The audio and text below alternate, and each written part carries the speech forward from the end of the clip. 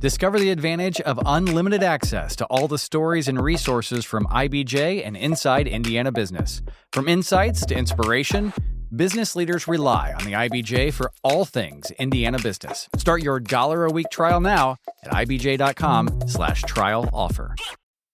This is Inside Indiana Business Radio for the afternoon of Tuesday, February 24th, 2026. I'm Abrianna Herron.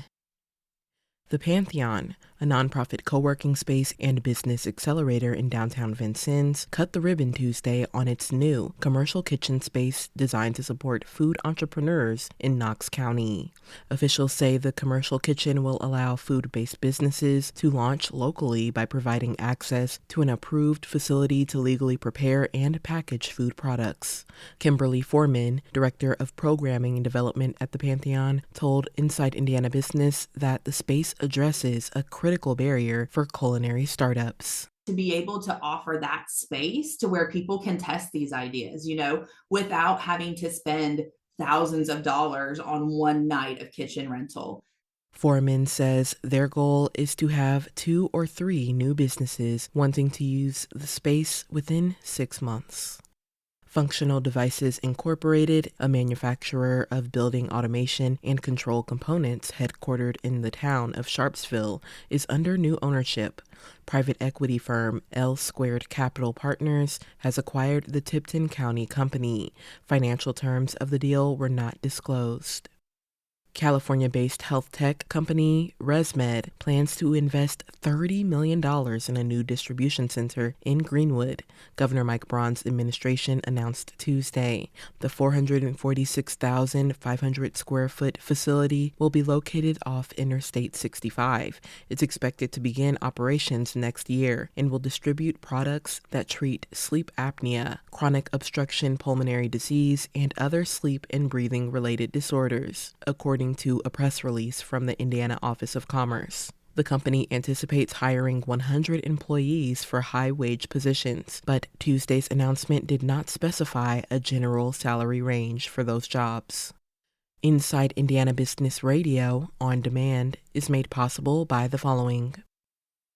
Thanks for listening to this IBJ Media podcast. You're probably going to remember this ad. Do you know why?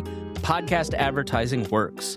85% of listeners recalled hearing an ad during a podcast, and 70% of podcast listeners have acted after hearing an ad. So whether you're looking to be heard across the entire IBJ Media Podcast Network, sponsor one of our shows, or just start with a 30-second ad, IBJ Media can help. Contact advertise at ibj.com to learn more. A proposal to tighten oversight of commercial truck drivers advanced in the Senate amid renewed debate over immigration enforcement and highway safety. The push is backed by Governor Mike Braun and Republican lawmakers. Inside Indiana Business's Alex Brown has more.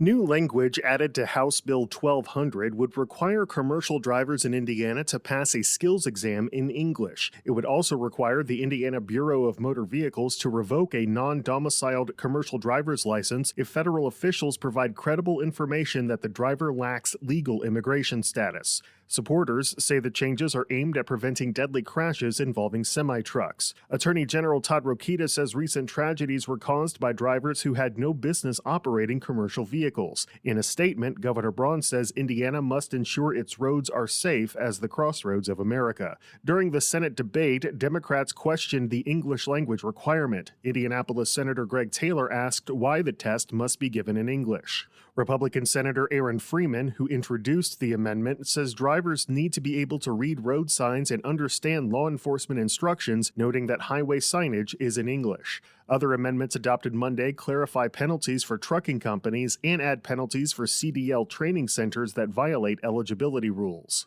The bill must still receive a final vote in the Senate, then it needs to return to the House for final consideration by Friday. Alex Brown, Inside Indiana Business Radio.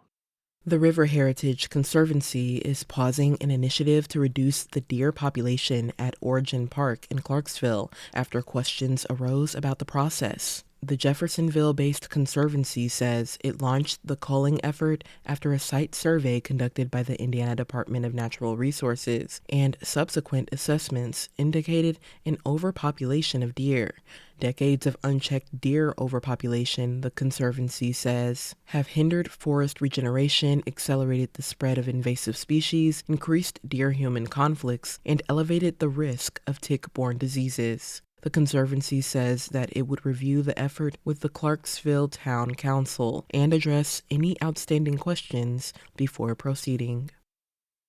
And as March approaches, the auctions of Jim Irsay's pop culture memorabilia, which include more than 300 items, are being displayed on Christie's auction house website to provide a peek at one of the most significant collections ever assembled by one person.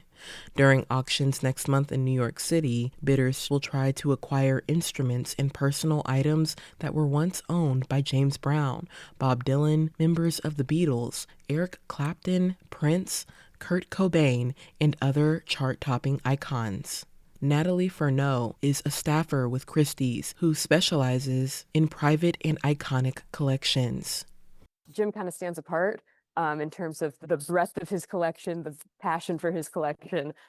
He wasn't just buying at auction, he was buying directly from athletes, he was buying directly from musicians. 44 of the items that are considered the most extraordinary will be sold in an auction billed as Hall of Fame.